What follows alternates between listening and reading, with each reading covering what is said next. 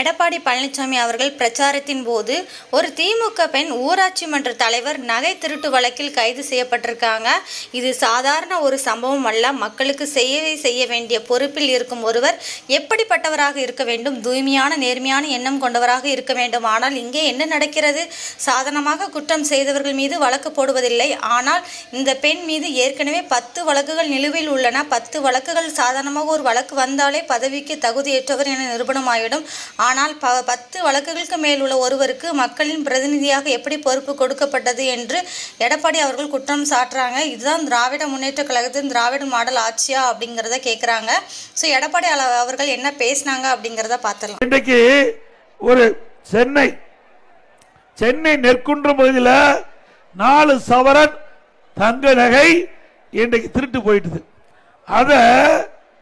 அந்த சிசிடிவி காட்சி, அந்த பஸ்ல ஒரு சிசிடிவி காட்சி இருக்குது.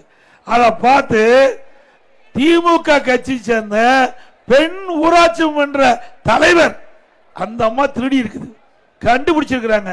அந்த அம்மா மீது 10 திருட்டு வழக்கு இருக்குது. இந்த ஆட்சி உருப்படியாகுமா?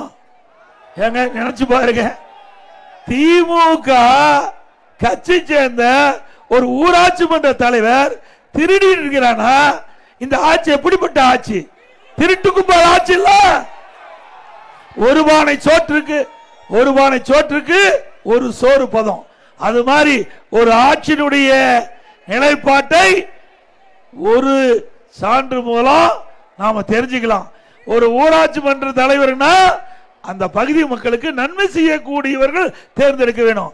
ஆனா திமுகவில் ஒரு திருட்டு வழக்கில் ஈடுபட்டு இப்ப திருடி கையும் களவுமா பிடிச்சிருக்கிறாங்க. இப்படிப்பட்ட ஆட்சி தொடர வேண்டுமா?